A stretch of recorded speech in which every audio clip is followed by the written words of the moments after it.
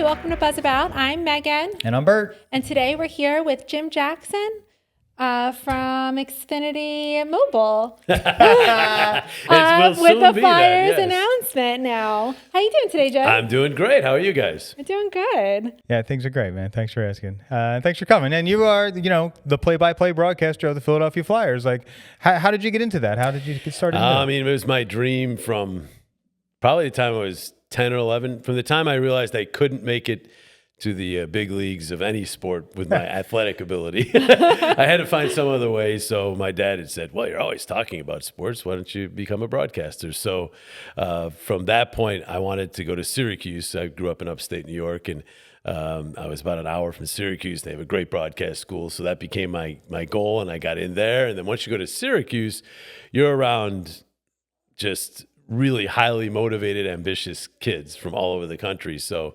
my ambition level definitely climbed when I was at Syracuse. And so from around then, I wanted to be in a major sport doing play-by-play. I mean, I have it pretty good. I get paid, don't tell them, I get paid to just sit there and watch some of the best athletes in the world do what they do and just describe it. So it's a pretty good gig. So I'm curious, you said broadcasting is something you go to school for, or did you go for like, what is the schooling when you apply to a college? What is the position you're applying for to learn about? That's interesting. I mean, the main major, I suppose, for a future broadcaster is broadcast journalism. Okay.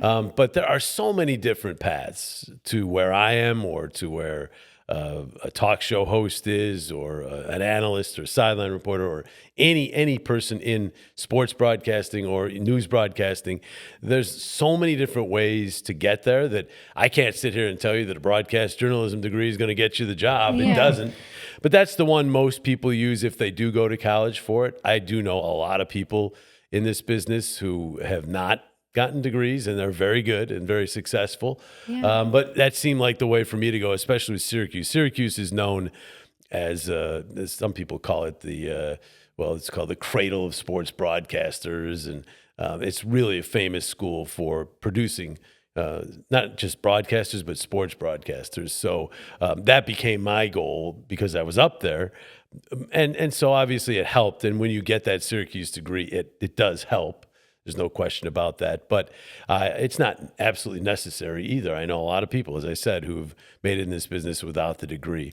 And then once you get a degree, there's a lot of various paths you can follow to get to this point as well. I coach broadcasters now, a broadcast coaching program, and I tell them all the time, I can't sit here and tell you, do this step 1, step 2, step 3, step 4, and you'll be in the NHL or the Major League Baseball or the NFL or NBA or any of the major sports, because there just is no guarantee, and there is no one set way to get there. So to answer your question, broadcast journalism degree helps, but it's no guarantee. What about like the voice? I feel like, did you have to have some sort of like honing in your own voice, or is this just who you are and you've been naturally blessed with this? Pretty much who I am. I took some diction classes in college. Sure.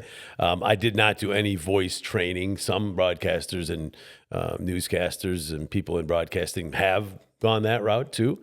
And there are probably people out there who feel maybe I should have. But this is just the way I've basically talked to my family members. Will tell you this is pretty much how I sound at home. I don't really change it too much to become a broadcaster. So there are some announcers who have a game voice, and when you talk to them, they barely sound like that. But I think most people, when they hear me talk, like when I'm at a Wawa or when I'm out, it's like, oh, I know that voice. You sound just like you do on the air. And I go, yeah, because it's me, Yeah. Sure, so I don't change my voice too much, but there are those who do. Yeah, for sure, yeah. But I didn't do any training, really. I mean, some diction classes, public speaking classes, that's about it. You naturally have to have a very quick thinking brain and voice to articulate what is happening in the game. Is that ever something you trained for? And on top of that, the names that you have to pronounce while you're going through this. I get that a lot. And the only training really, it's reps. You just do it and you get better at it. I mean, I think you get better at whatever you do over and over and over again. I tell, again, my students that I've had students come to me that their first things they send me are not very good. But I tell him, if you start horrible, you're going to get to bad. And if you start bad, you're going to get to below average. If you start below average, you're going to get to average. If you start average, you might get to good. Good to great, great to GOAT. Who knows? You will get better as you do it more. And that's really the best training you can have. It's great to start at rock bottom. Yeah, That's a great place to start. Yeah, exactly. only get I was better. there. And the thing is about that, you can, when you practice, you get better for sure. There's different sports. I did baseball for 14 years too, and baseball cannot be more opposite than hockey. Oh, for sure. So when you're talking about the names in hockey, you have to be able to speak fast. There are some people who maybe can't do that. So there is some natural ability, I suppose, to do that. But baseball is just being a conversationalist. So the best baseball announcer probably of all time was Vin Scully. And why was he great? He was great because he could tell stories with the best of them. Now, a hockey announcer, it's more about being able to keep up with the play and talk quickly and get the names right, as you said. Horse racing, same kind of thing. Football, maybe a little bit of a hybrid between the two and so forth. So different sports, different talents, different things are needed. But really, the only way you get better at it is by doing it. Sure. And you have like before the games, do you have some sort of like, not just a superstition, but maybe like a prep or like a vocal prep? Or... Yeah, I have a full routine of prep. Really? I have a checklist that I do the day of the games. I think it's got 14 things on it. But that's really just the finishing up of the prep. Sure. Preparation for me is all year round. Even in the summer, I'm updating things as trades and happen and free agency happens and drafts happen and players change teams. And then in August, September, I start ramping up for the season by doing files on each team and getting them caught up to date. And then obviously the games start, and I have 5 or 6 things I do the day before each game, and then that list, the checklist of 14 things. When I get done with all that, I feel as though I'm pretty much ready for anything that can happen. Am I? No, it's live sports. Sure. It's live events. You're never completely prepared. I use this all the time. Al Michaels, one of the best announcers of all time, went to Candlestick Park in 1989, prepared to do Game 3 of the World Series between the A's and Giants. He ended up calling an earthquake. Oh, that was the big right. San Francisco earthquake. And because he was from the area, once the earthquake happened, they kept him on the air because he knew where all these, that bridge, this fire is in this section. So he ended up calling an earthquake, literally. Wow. Or the aftermath of an earthquake. Did he have that preparation in him? No. But he was good at it because he could ad lib. But still, I believe athletes, you hear about it, they have a zone. When they're in a zone, they're at their best. A baseball player, the ball looks like a beach ball. For a football player, he just feels bigger and stronger. Basketball player, the net looks bigger. Hockey player, the net looks bigger. You're in that zone, right? Well, broadcaster can get to that zone too. And how do you get there? You prepare to the point where you feel as though you're ready for anything that's going to be thrown your way in that game. Are you? As I said, no, you're never completely ready. But in your mind, within reason, if you're ready for just about anything that can happen in that event, you're in your zone. And I know if I follow and I've been doing this long enough now that if I follow my routine, and I tweak it here and there every year, there's something I add to it or subtract, whatever. But if I get through that routine, I'm ready. So I sit down, I lead it right up to puck drop. We do our open, and I'm like, I'm ready. Bring it on. And I feel like I'm in my zone. So more than ritual, I mean, some might feel it's ritual, but it's preparation. And to my students, I talk about it all the time. Preparation is right at the top of the important things you need to do to be a good broadcaster. So, and you can control your preparation. Sometimes you can't control how fast you talk or how deep your voice is or any of that stuff. But preparation, if you want to be better than the next guy, you can be. You can out-prepare him. Right. So that's something that you do have control of. So I prepare a lot. And when my students see what I do, because I show them my whole preparation routine, I usually get, wow, that's a lot. But the secret to that is I love it. So yeah, that's great. It doesn't really feel like work to me. So if we could all find something, and I assume this is part of it for you guys, find something you really enjoy and, maybe monetize it in some way, I think we'd all be happier people. So I've been lucky that way. It's like the saying goes, it's if you don't prepare, you're preparing to fail. Like it's the recipe to life. You really have to have something to prepare for at all times, because that's the only way you can even remotely get to success. I agree. Totally. And what about like after the games? Like, are you totally quiet when you get home after the games because you just spoke for 90 straight minutes? And is your voice hurt or anything like that? Voice doesn't hurt, but I vent usually after losses and take the games home. There's always something that happens in a game that you want to be talking about. I know as the broadcasters, we get done, and as we're walking out of the building, we're usually talking about the game. So and I do definitely take the game home. I can only imagine what coaches do and players do. I spoke to Lindy Snyder, who's Ed Snyder's daughter. Yeah, so and she had a great story because she said, and I'm coming close to a quote here. She said, "We would only ask for a raise in our allowance after a win." Yes.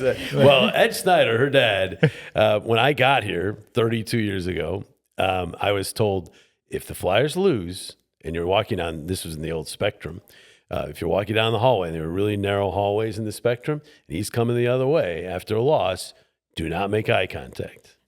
Yeah. And they literally talked about a vein in his forehead that would show when he was upset. And after losses, that vein would be there, Mr. Snyder's vein, you know. Oh, man. So yeah, she was not lying there. No allowance increases, I don't think, after losses, because he cared so much about the team. Sure. And that passion is actually what made the Flyers what they are. Yeah, sure. Speaking of which, like, you actually told a story, like the 10% story from Gene Hart.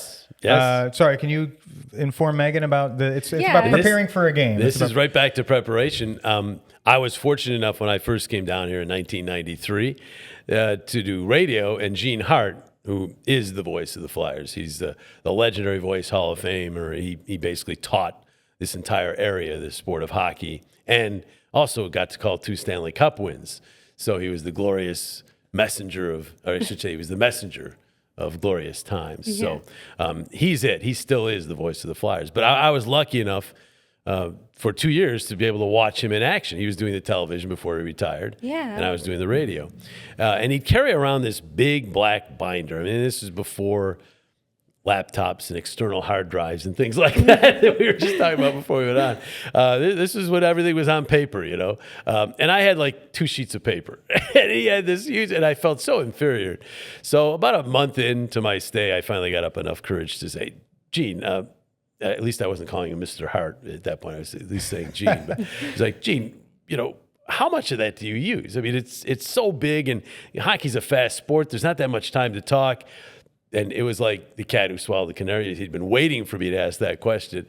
And he says, Jim, about 10%. And of course, I followed right into the trap, and I said, 10%? That means that 90% of your prep is a waste of time. That doesn't seem efficient to me at all. And he goes, but Jim, I don't know from one game to the next which 10% I'm going to use. And it makes so much sense. I mean, we just don't know, covering live sports, how much of that 10% you're going to use. Now, if it's a set interview, for instance, this interview, if you guys had prepared questions for, you pretty much know the direction the conversation is going to go in. So you probably use 90 to 100% of your preparation. But in a live event, you don't know what player is going to have a great game or what player might get hurt and be on the ice, and you have 5 minutes to talk about that player. You're going to need to go into depth about that player. So you just never know. And he was absolutely right. As it got going, I'd say 10 to 15% of my prep I use. In baseball, it was greater. It was 40 to 50% because, again, baseball lends itself to more time where you can talk. So I would use more of my prep for baseball, but still probably a little less than half. So people would say, still, is that efficient? It seems like you're wasting a lot of your time. And no, to me it isn't, because I don't know if that 10% that I wasn't going to use that I don't prepare for is what I would have been using, you know? So Gene Hart, I always throw that story out to my students, and it seems to resonate with them that you got to prepare. So what is the preparation? So it's more than just names then. You're knowing what do you need to know about the players? Yeah. What do you have time to talk about while you're announcing? Yeah, I mean, it's player prep, team prep as well. I need to know the histories of the team, where they've been. I like to say this about me in life. When I meet someone, I want to know, where have you been? Where are you now? Where do you want to be? Yeah. And so I do the same with the team. Where have they been? Where are they now? How are they playing? What are they doing now? And, are they really a legitimate Stanley Cup contender? Are they just shooting for making the playoffs, or are they rebuilding? Yeah. And you get all those things, and there's numbers behind them. As for the players, you got to know height, weight, where they're from, salary information, all their playing history, and then even more important, stories about them, something that makes it relevant. Maybe they played with a guy in the Flyers as a junior. Maybe they're lifelong friends of a Flyer, and that's a story you could ask the Flyers player about before the game and get some good stuff. So there's all kinds of ways. There's stats, yes, there's storylines. And in those 14 things that I have on my checklist and the 5 or 6 things that I do the day before the game, I feel as though I get all of that covered. Now, let's use an example. Let's say there's a player on the other team who did play with a Flyers player in junior, and they've stayed close, but that player, let's say he gets scratched, right? He doesn't even play in the game.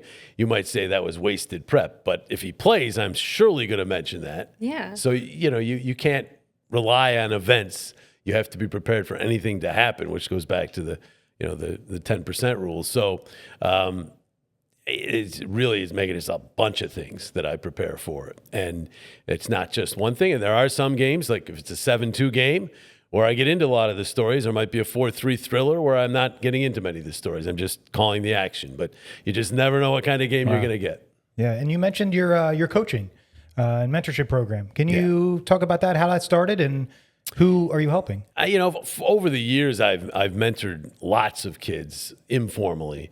One of them who's now at CBS. I mean, it's so rewarding. But when the pandemic hit, and I had been doing Phillies and Flyers, so for 14 years I worked all year.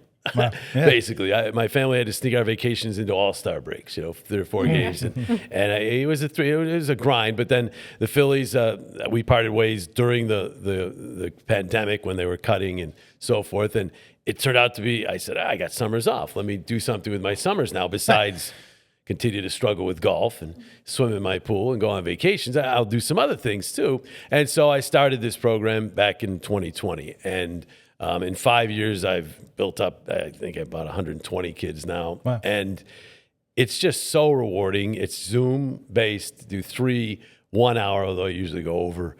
As you can tell, I can talk. And, we talk about a lot about preparation. I have my PEP speech. It's not a pep talk, but PEP, preparation, experience, and perseverance are 3 fundamentals to being successful, really in life, but in this business for sure. I show them all of my prep. I talk about finding your niche in this business. I go over clips if they have them. Critique their work, and then they're basically, if they want me, I'm their mentor for life.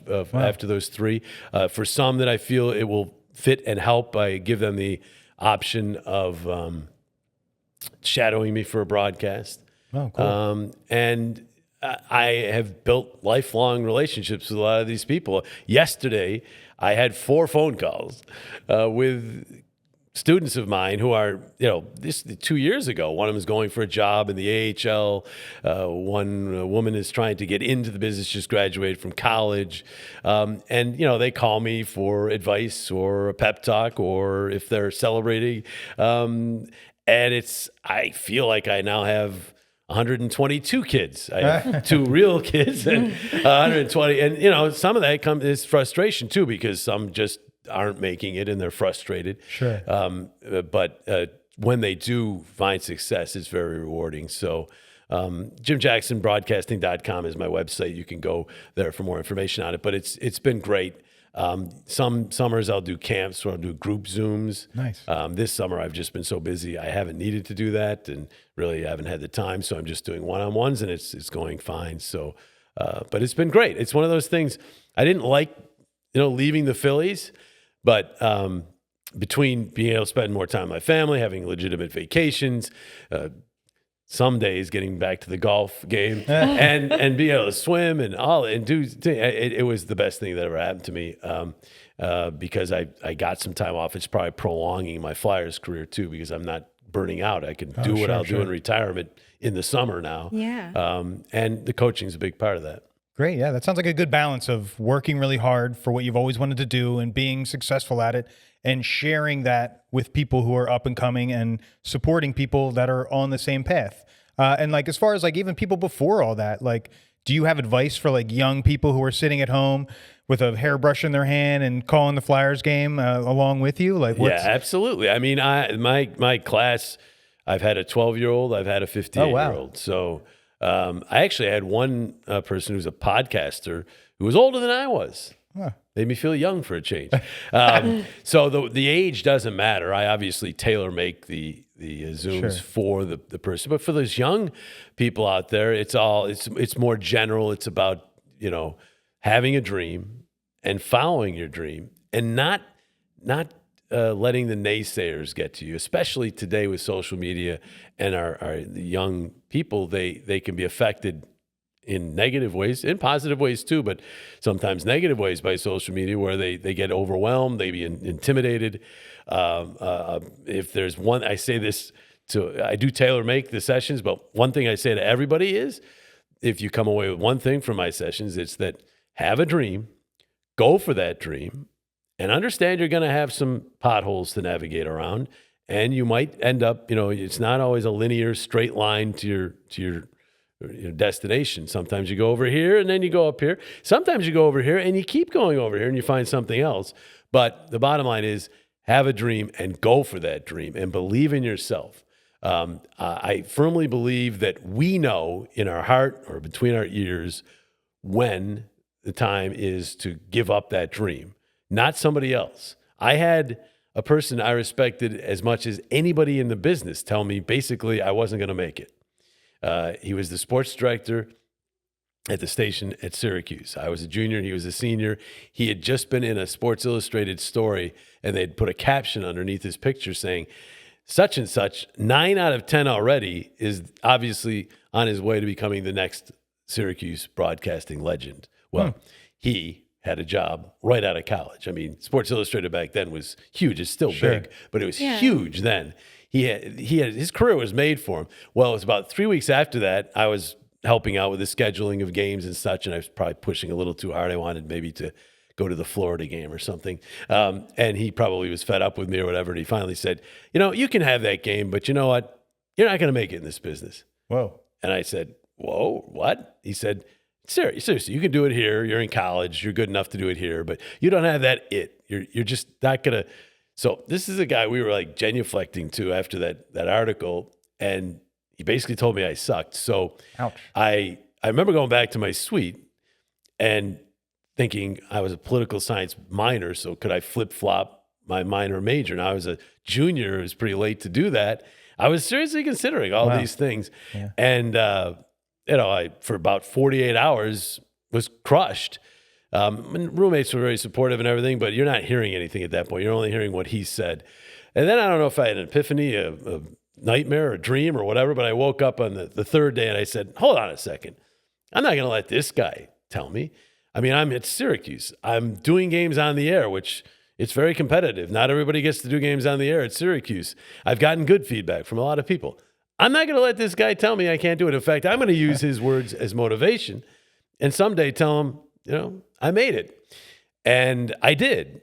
And in 2010, the Phillies were playing the Giants in the NLCS, and I was out there, and he was doing a talk show in the Bay Area. And he called me up. He got my number. He said, hey, can you come on and do a preview of the series with me? And I said, absolutely, I can. So I went to his studio, and I got there a little early. We're sitting around before we go on. And of course, I'm going to say something. So I said, hey, do you remember when you told me I'd never make it? And he looked across kind of like this. We had mics in front of us. And he looked across at me and he says, I never said that. I go, oh, yeah, you did. You said I didn't have it and I wasn't going to make it.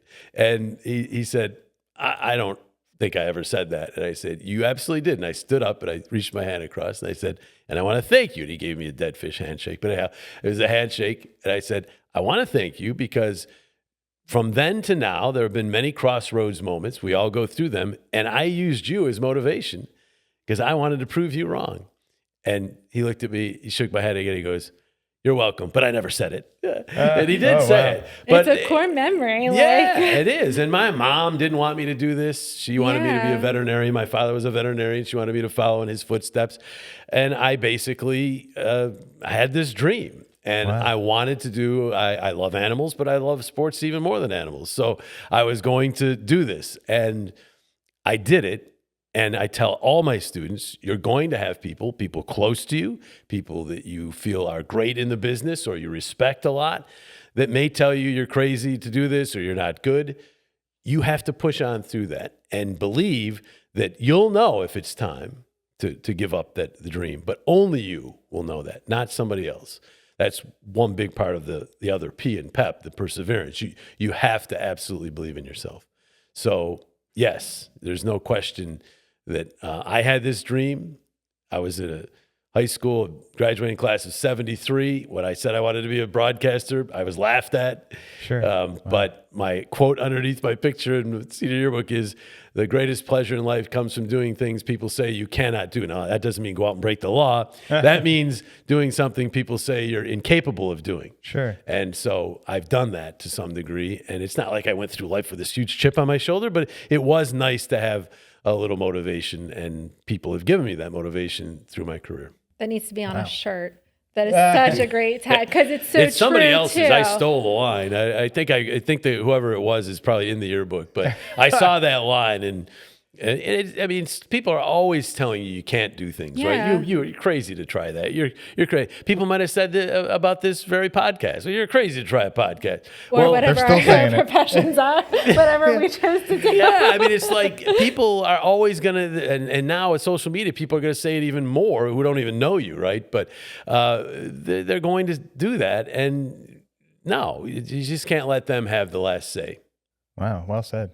I have like a much deeper question here as far as like the legacy of Philadelphia broadcasters, you know, like Gene Hart and Merrill Reese and Harry Callis. Like, where does Jim Jackson fit into this legacy of the city? Not even close. Not even close? Well, okay. I mean, I don't feel I am. I mean, it was brought to my attention about 3 years ago that I've now been doing this longer than Gene, which doesn't compute to me. I can't wrap my arms around that at all, because he was here from 1967, 68, their first season, through 1995. So to me, that seems, but 1993 to now is longer than 19. And I can't even wrap. But beyond the length, Gene was here for the Cups. He taught all the stuff we said earlier. He taught the area, the sport. And Harry is I mean, I watched him as a kid on NFL films. That's how I got to know Harry. I wasn't here in the area as a kid. I was upstate New York. So I didn't even know about his Phillies work until I got down here. But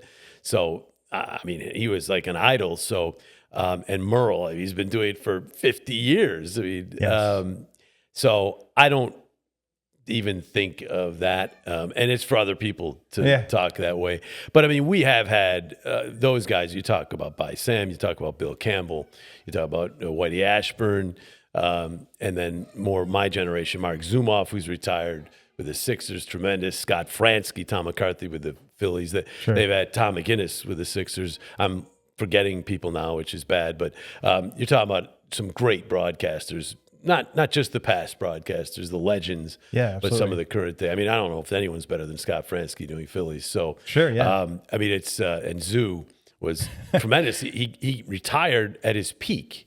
I mean, he was just so good. But you know, as I get closer to the age he was when he retired, I see why you would do it, because you want to still have time to get out there and travel and things. But you know, he was so good. So they've had this area, and this area deserves good broadcasters because they are so passionate. The fans are so passionate. So you should have passionate broadcasters, and they have had that. Yeah, you've had some great inspiration along the way, for sure. Yeah. I have another difficult question. So you weren't from the area. It wasn't difficult. You weren't from the area, right? No. And you grew up not liking the Flyers? Not in the Not least. allowed to like the Flyers? Because as somebody from Philadelphia, you know, I'm not allowed to like the Penguins. Of course not. You know what I mean? Or the Cowboys. Right. You know what I mean? Of course not. But from when you're from, you weren't allowed to like the Flyers. How was that transition to being the voice of the Flyers from not being a fan? That's an interesting story because, as I said, I grew up in upstate New York. I was a Rangers fan. I was a Knicks fan. I was a Giants fan. I was a Mets fan. My father probably was the reason. I'm Sure. assuming that I followed his footsteps. Those were his teams.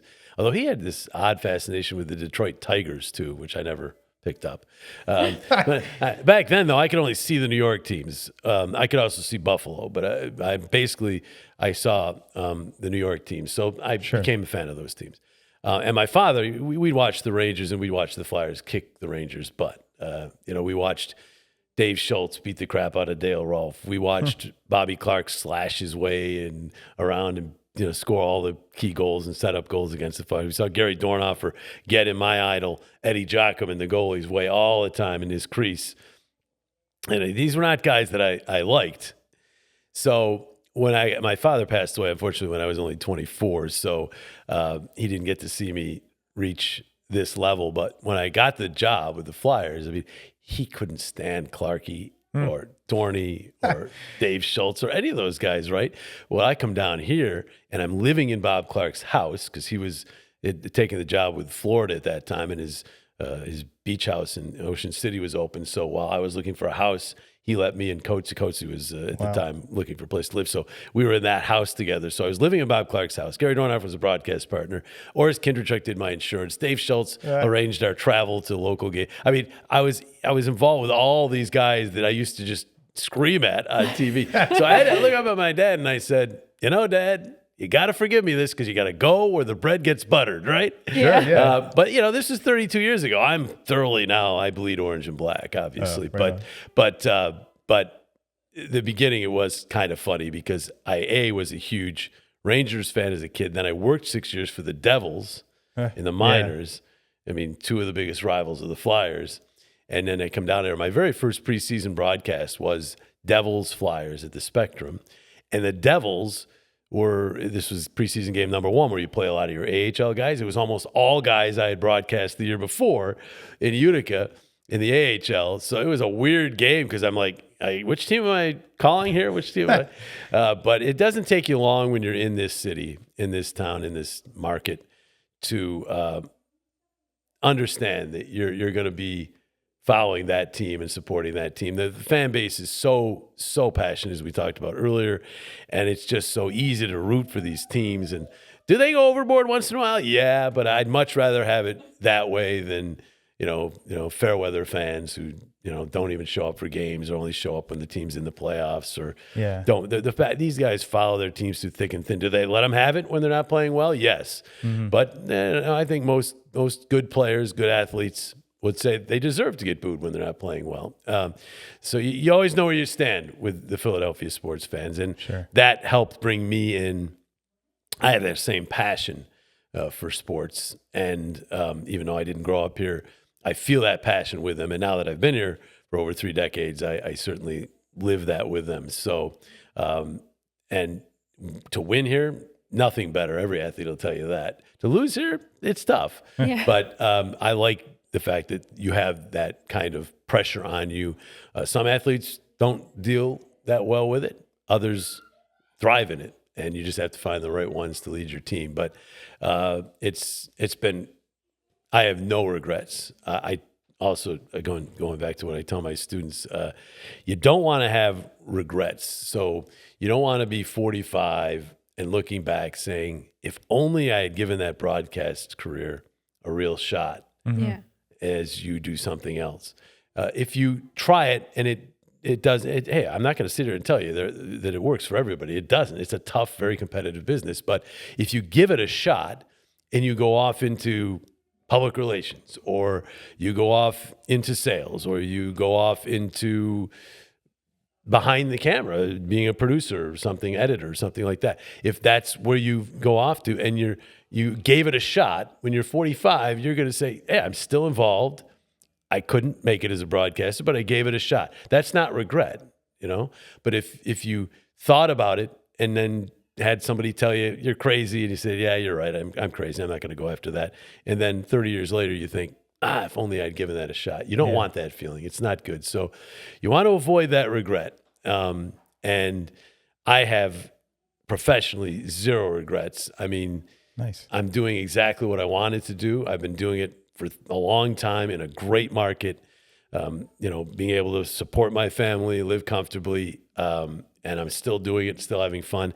It's not a regret. I still have a goal. I want to call a Stanley Cup championship. I won't actually call the championship because obviously we get blacked out, the locals, but at least be the broadcaster of a team that wins the cup. That would be in the parade, right? That would be my last thing. Yeah, but otherwise, I've had a very fulfilling career. I'm very happy. That's great. Wow. Yeah. Jeez, good answer. Actually, like my last question was, what haven't you accomplished that you wanted to accomplish? Yeah, that's something I won't ever accomplish because we don't get to call the finals. Yeah, I get it. But I'll still be around it, hopefully involved in some way with pre and post or what have you. And just to see the people that have been involved for so many years get to taste that. For some, like people like Bobby Clark, for instance, who's still an advisor again, but for many, because so much time has passed, 50 years, to experience it for the first time. I've never touched the cup and will not until the Flyers win the cup. But it's almost now that it seems so far off, but the team is starting to turn the corner. They're really, really developing young players, and it's going to take off. And I'm hoping to be around for that. And it would be, that would be about the last thing. There's not much else to accomplish. I've been doing it for 30 years, what I wanted to do. So I'm very happy with that. I mean, I have dreams for my kids and things, but for me, in particular, career-wise, I've accomplished my dream, and I really accomplished it when I was 30 years old. So obviously, being able to maintain it and stay in the same city has been really gratifying. But like the cup is probably what it's all about at this point. Yes, please. Yeah, that would be awesome. I got a lot of people who say the same thing. So I'm ready. But a lot of people don't believe it's possible. Like they feel they're so far off, and they aren't really. That the rebuild subtraction part's over. The addition part's happening now, and that accelerates it. They get better faster than the first stages, which seem like they're taking forever. So Dan Hilferty and Keith Jones, Danny Briere, and now with Rick Tocchet as coach, they have a plan. They've stuck to that plan, even as the fans get antsy about it. Yeah. And it's going to pay off. And this team will be eventually contenders each and every year, not just to make the playoffs, but to win the cup. And that's what you have to do. You have to be there for a while as a cup contender, and then eventually we'll have that parade where Lord Stanley's Cup is going down Broad Street again. Sure. Just don't tell the Oilers. Yeah, the Oilers, they had a rebuild happen in one day when they won the lottery and got McDavid. Yeah, for sure. And they already had Draisaitl. So they immediately became – that was not your typical rebuild. But if you watch – the team I would say is the cautionary tale of the Sabres. They've been drafting high, drafting high, and have missed the playoffs 14 straight years. That's what you want to avoid. Sure, yeah. So because you're drafting high and getting prospects doesn't mean you're going to get better. You have to develop the players and you have to build a team. And that's where I have total confidence.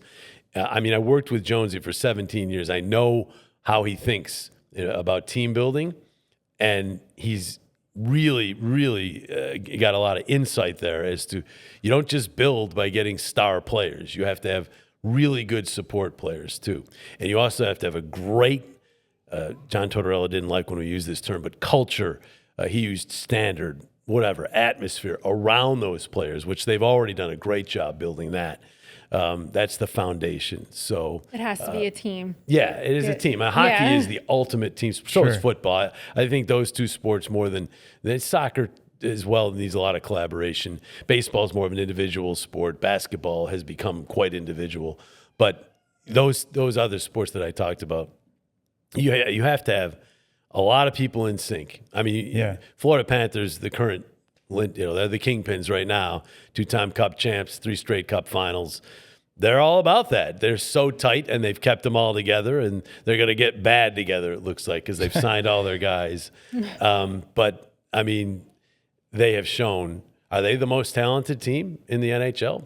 Probably not. Not that they're sneaky talented, kind of like the Flyers back in the 70s. Everyone knew them as the Broad Street Bullies, but they had a ton of talent. People didn't talk about how talented Rick McLeish was, and Reggie Leach, and Bobby Clark, and Bill Barber, and Tom Bladen, and Bernie Perrant, and all these guys, Gary Dornhofer. I mean, they had a lot of talent on those teams. So people always want to talk about and with Florida, people always want to talk about their sandpaper and their grit and all that. But they also have guys like Kachuk and Bennett, in addition to the Barkovs and the Ekblads and the Forslings and these great players, Reinhardt. There's a lot of talent there too, but they also have that team concept, and that's what pushes them, I think, to that extra level where they can actually win the cup. Flyers are building that. They're building that team mentality. Yeah, I think Coatsy was saying about Fred Shero's era of coaching, where he made sure everyone knew what everyone on the team can do. So everyone understood everyone's role, so they just let them do their roles and just concentrated on their own game, and that made the team aspect, and that's why they won almost 3 cups in a row. I mean, another sport, but Bill Walsh used to say, he's a football coach, 49ers, he used to say in a 16-game season, by game 12, they're coaching themselves, or you're not going anywhere. So in hockey, that would mean by February, March, the team better be coaching itself, or they're not going anywhere. The coach can set the standards, build the culture, create line combinations, deep pairs, all that kind of work. But ultimately, eventually, if you're going to get to that next level, the players have to take control of the team. And I've already seen the nucleus of this team. Now, it changes every year, and some young players are coming in, so you have to see how that affects it. But I've seen this team that has that Travis Konechny and Sean Couturier, Travis Sanheim as leaders, and then young players that are becoming leaders, Noah Cates and players like that. That's already in place. But the Flyers still are adding talent. They need to get to the level of talent that can get them to the cup, and they're doing that. A lot of their talent isn't quite ready. They just had 6 picks in the first 2 rounds of the draft in June, and those players, maybe one of them might be with the team this year. Maybe none will be here. It takes a while. Sure. You got to develop them the right way, but there's a lot of prospects now, and it's only going to get better from here. That's great. Thanks, Jim, again for coming, and we really appreciate your time, man. My pleasure. It was fun. Cheers. This has been The Buzz About Play-by-Play Broadcasting. Thank you very much for tuning in. Please subscribe on all platforms for future episodes. If you'd like your podcast recorded or need a space for filming, please visit 15northvideo.com for more information.